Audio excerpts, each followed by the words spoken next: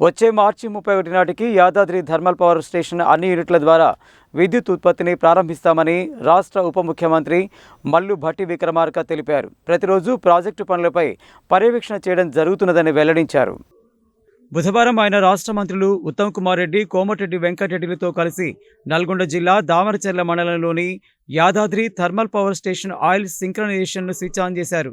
ఈ సందర్భంగా మీడియాతో ఉప ముఖ్యమంత్రి మాట్లాడుతూ ఈ సంవత్సరం డిసెంబర్ చివరి నాటికి 3 యూనిట్ల ద్వారా 2400 మెగా యూనిట్ల సామర్థ్యం కలిగిన విద్యుత్ ఉత్పత్తిని ప్రారంభిస్తామని, వచ్చే సంవత్సరం మార్చి 31 నాటికి అన్ని స్టేజీలలో అన్ని యూనిట్ల ద్వారా విద్యుత్ ఉత్పత్తి లక్ష్యంగా నిర్ణయించినట్లు తెలిపారు.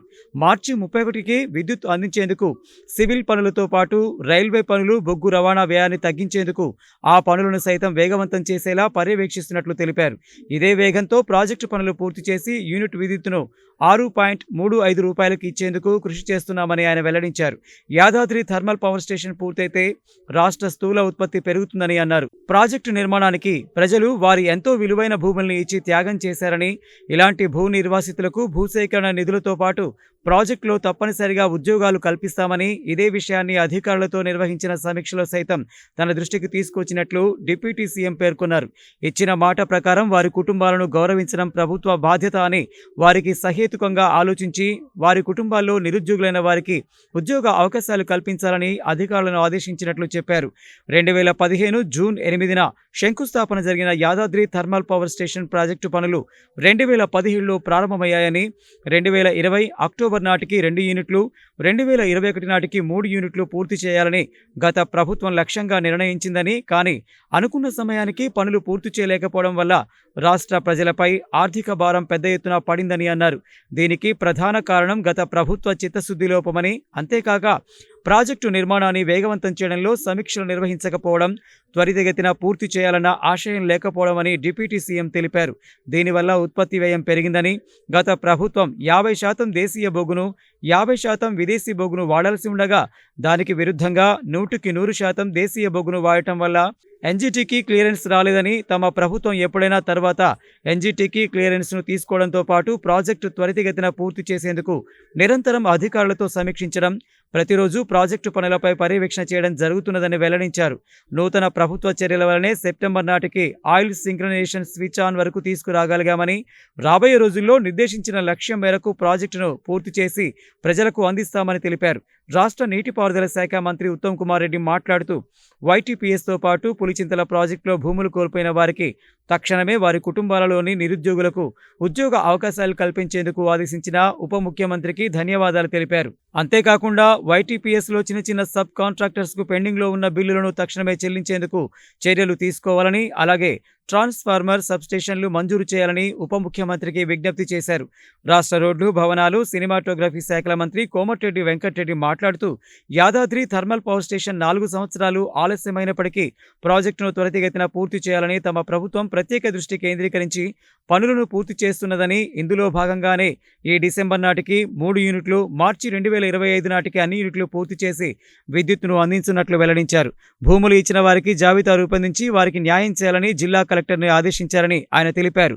అంతకుముందు అధికారులతో డిప్యూటీ సీఎం వైటీపీఎస్ పనుల పురోగతిపై మంత్రులతో కలిసి సమీక్షించారు. సమావేశం ప్రారంభమైన తర్వాత రాష్ట్ర ఎనర్జీ సెక్రటరీ మరియు chairman TG Genco MD Ronald Ross Yadadri thermal power station అన్ని యూనిట్ల పురోగతిని పవర్ పాయింట్ ప్రజెంటేషన్ ద్వారా వివరించారు. ఈ సందర్భంగా ఉప ముఖ్యమంత్రి, ఫైనాన్స్, ప్లానింగ్, ఎనర్జీ శాఖల మంత్రి మల్లు భట్టి విక్రమార్క మాట్లాడుతూ Yadadri thermal power station stage 1, stage 2లోని అన్ని యూనిట్లను నిర్దేశించిన సమయం ప్రకారం పూర్తి చేసేందుకు అధికారులు చర్యలు తీసుకోవాలని ఆదేశించారు. అంతేకాక థర్మల్ పవర్ ప్లాంట్ పూర్తయ్యే నాటికి R&B రోడ్ను సైతం పూర్తి చేయాలని, ఈ విషయమై R&B మంత్రితో సమన్వయం చేసుకుని తక్షణమే టెండర్లు పిలిచి పనులు పూర్తి చేసేలా చూడాలన్నారు. రాష్ట్ర నీటిపారుదల శాఖ మంత్రి ఉత్తమ్ కుమార్ రెడ్డి మాట్లాడుతూ ప్రాజెక్టు నిర్మాణంలో భాగంగా భూములు కోల్పోయిన భూ నిర్వాసితులకు తగిన విధంగా న్యాయం చేయాలని, వైటీపీఎస్తో పాటు పులిచింతల ప్రాజెక్టులో భూములు కోల్పోయిన వారి కుటుంబాలకు ఉద్యోగ అవకాశాలు కల్పించాలని కోరారు.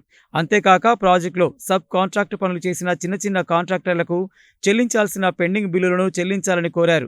రాష్ట్ర రోడ్లు, భవనాలు, సినిమాటోగ్రఫీ శాఖ మంత్రి కోమటిరెడ్డి వెంకటరెడ్డి మాట్లాడుతూ యాదాద్రి థర్మల్ పవర్ ప్లాంట్కి అవసరమైన R&B రోడ్ల పూర్తికి వెంటనే చర్యలు తీసుకుంటారు చూసుకుంటామని గురువారమే ఎస్సీని అక్కడికి పంపించి పనులు ప్రారంభమయ్యేలా చర్యలు తీసుకుంటామన్నారు.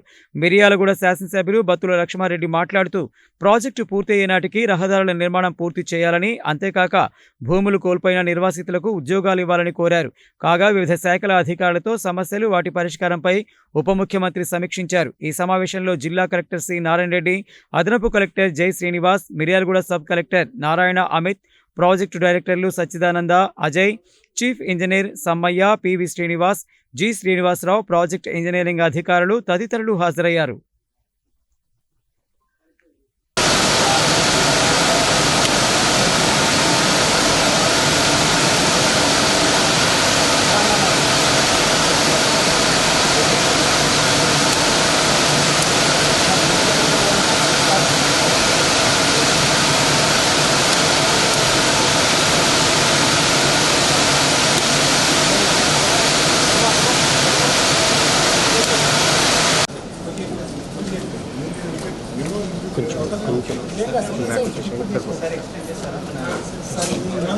సింక్రనైజ్ చేయడానికి గాను ఒక ప్రక్రియ దానికోసం మనం టర్బైన్ని స్పీడ్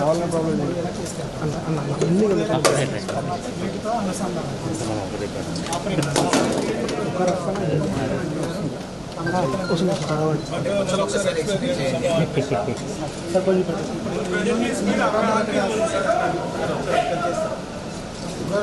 యూనిట్ని మొట్టమొదటిగా సింక్రనైజ్ చేస్తున్నాం సార్. దానికి గాను మనం ఇప్పుడు దీన్ని స్పీడప్ చేస్తూ గ్రిడ్కి అనుసంధానం చేయడానికి 3000 RPM రొటేషన్స్ పర్ మినిట్ ఆ వేగానికి తీసుకెళ్ళాలి sir. TG set turbo generator set మనం ఇప్పుడు ఉప ముఖ్యమంత్రి గారు వస్తూ చూశారు కదా సార్. ఆ set rotor 3000 rotations per minute చొప్పున తిరగాలి. ఆ స్పీడ్ వచ్చిన తర్వాత గ్రిడ్కి అనుసంధానం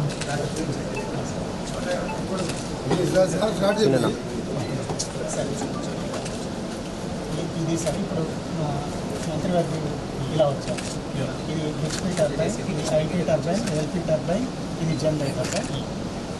ఇది బాయిలర్లో మనం వాటర్ పంపిస్తాం సార్. హ్యూమన్ డెలివరీ వాటర్ పంపించిన తర్వాత ఇందులో మనం కోల్ పంపడం వల్ల కోల్ మీద ఆయిల్ పంపడం వల్ల ఈ నీళ్ళు స్టీమ్ రాబడుతుంది సార్. ఇక్కడ లోపల టెంపరేచర్ అరౌండ్ 1000 డిగ్రీ సెంటిగ్రేడ్ ఉంటుంది.